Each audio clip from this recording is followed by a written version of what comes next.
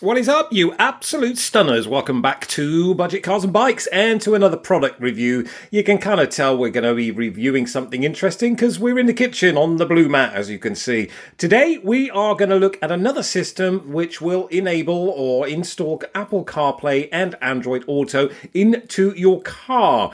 So if, like me, you've got something like a 2012 Nissan Qashqai with a very dodgy old stereo system which doesn't even have Bluetooth properly for connecting to your phone, and you want to upgrade things and make your car a little bit more 21st century, this could be for you. If you're interested, keep watching and we'll get into it.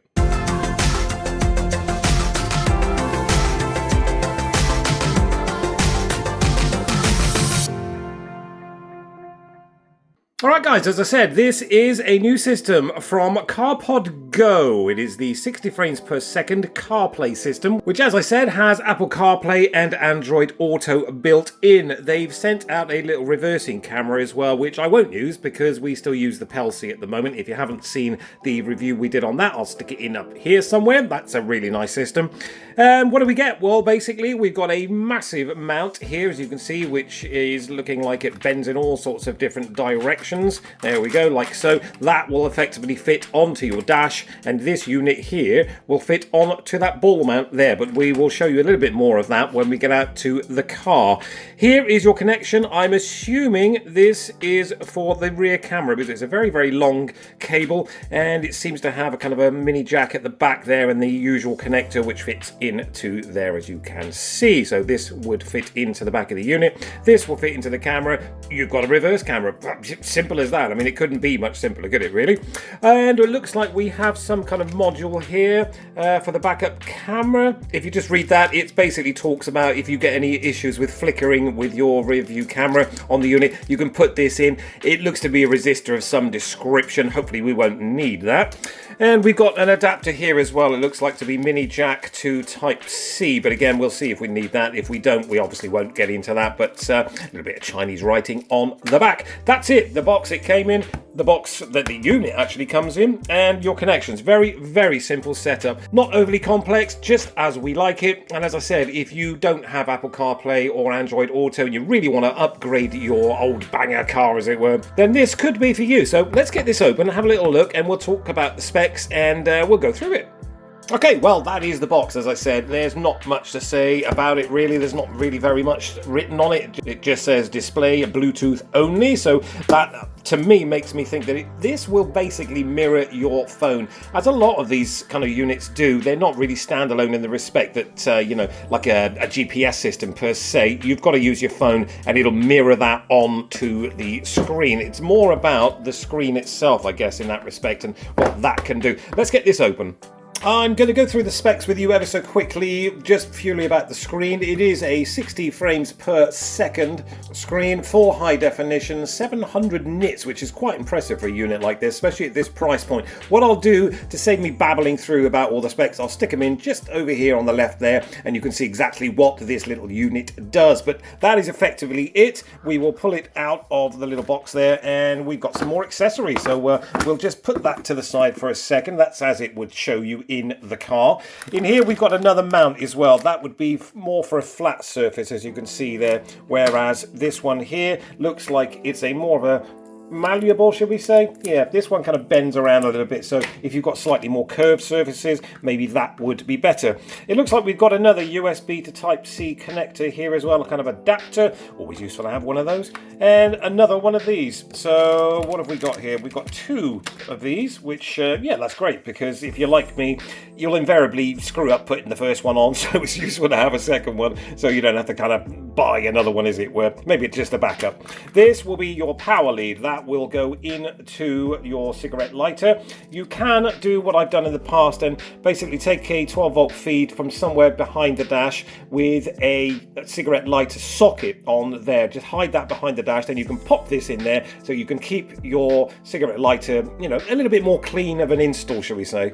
I do much prefer that because I don't like these huge big things sticking out of the dashboard of the car. So you can buy the adapter, as I said, off Amazon, eBay. It's basically the socket end of this with a 12-volt, well, a kind kind of the positive and the negative side of that. Pop that into a live feed and a negative feed behind your dash, behind the stereo system, behind the glove box, wherever you can find one basically.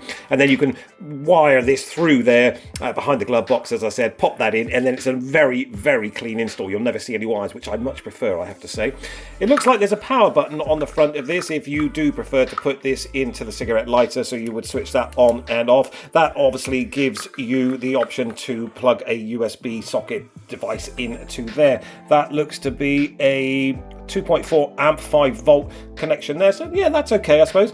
Those are the other extras in the box. Nothing else to see here, so we'll just pop that to the side and have a little look at this. Nice unit, it has to be said, very, very slimline, apart from the big knobbing at the back. Obviously that is going to be, I think this, oh I see, okay, so that is a tightener there, so basically you will get your ball mount like so. You'll pop that in there, pop that onto your dash, and that'll be the back of the unit, as you can see there. And that's a magnetic mount there, basically. If we just, oh, that is incredibly strong, that magnet there as well. If you just want, oh crikey, look at that. I'll pop that off again. That ain't going anywhere. We'll go from here. And then, yeah, I'd be scared that's going to break you, to be fair. And there's your screen protector. We can't turn it on here, of course, because we've got no 12-volt power supply. But that is the kind of unboxing, shall we say, of the unit. Not very much to see on the back, because it's still covered with its little logos and screen protectors, of course. We'll leave that as it is for now. What I'll do is I'll take you out to the car. We'll plug this into the cigarette lighter for now, because if I decide to keep this in the car, as I said, I will use the 12-volt plug here and wire it in behind like I did with the PAL-C dash cam. Anyway, that's it. That's the unboxing, the quick overview of this little unit. We'll pop out to the car. I'll fit this in on its brackets, and we'll show you exactly what it does, what it doesn't do, should you buy one, talk about prices, etc, etc. All right, so let's get out to the car. So we are out in the car, as you can see, guys. It is a bloody miserable looking spring day, has to be said. It is the 8th of March, I do believe, and I'm going to get this video done for you anyway.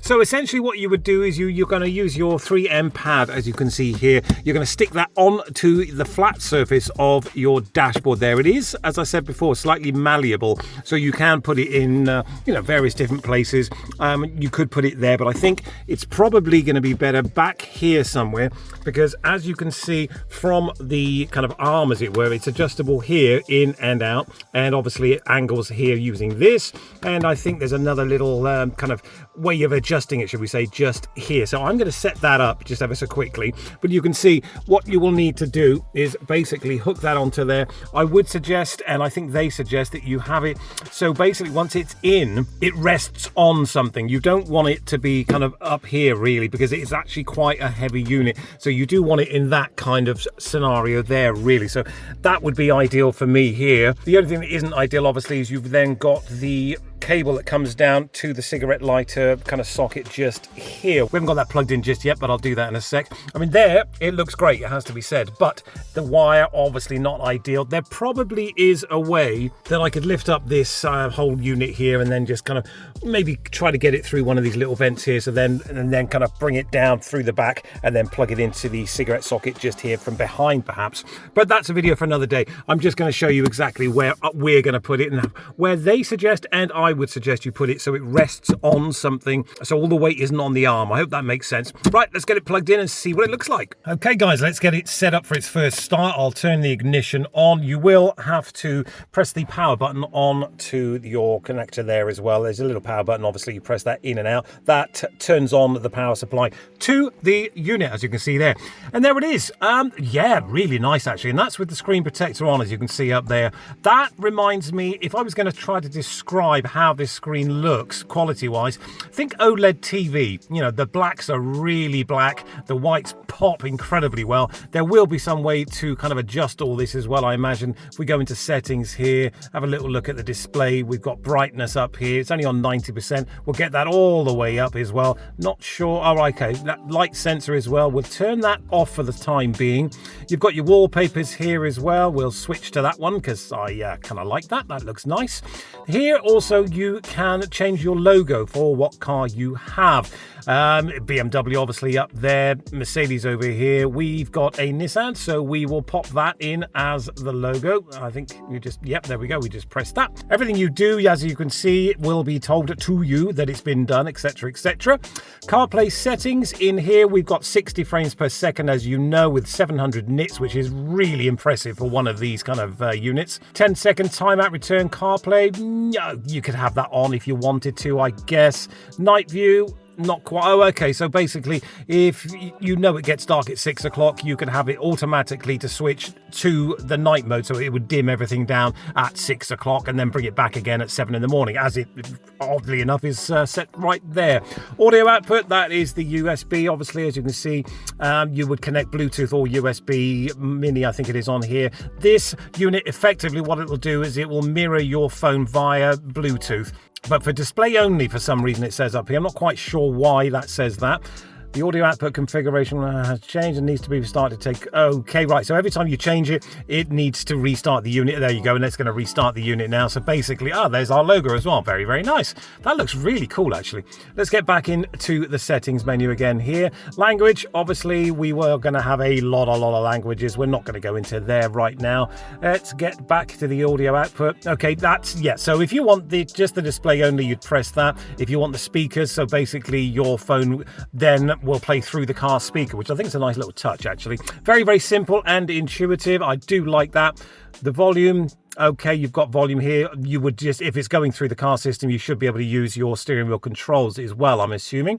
Bluetooth, we are not connected at the moment. Auto connect once you've paired your phone up. I'll try to show you that in a second. And then we've got system back into here. Now we should be able to go back to home as well. There we go. And obviously we've got our navigation over here. Turn on the Bluetooth Wi-Fi, blah-de-blah-de-blah. We're going to do that in a second. And then obviously here's your Bluetooth. We're going to set that up, as I said, in a second. Here I imagine that's the power button. Oh no, I'm not quite sure what that's about then. Brightness, we're back into there basically, aren't we? It's very, very intuitive, very easy to understand. As I said, this display is pretty impressive, I have to say. That is one of the nicer displays. I can say that because I've just bought an OLED TV and it really reminds me of that. You know, the blacks are incredibly black, the blues and oranges and reds. It's just really, really vibrant. I've got to say, I love that. That looks really, really cool. Let me see if I can get this connected up to Android Auto in a second. So as you can see, guys, we are up and running. We are going to be using Android Auto, of course, because we have an Android phone, the S25 Galaxy. It seems it's a little bit easier. I went online to see how to connect, etc., etc. It seems to be far easier to do Apple CarPlay than it does Android Auto. I'm not quite sure if there's some glitches, maybe an update to the software is needed. As you can see on the left side here, we've got Google Maps needs location access. Go to settings to allow. I've allowed. I've unallowed. I've allowed again. I've switched it off. I've switched it back on again. I don't think I can show you my settings on my phone while I'm recording, or at least I can't be asked to do a screen grab right this second.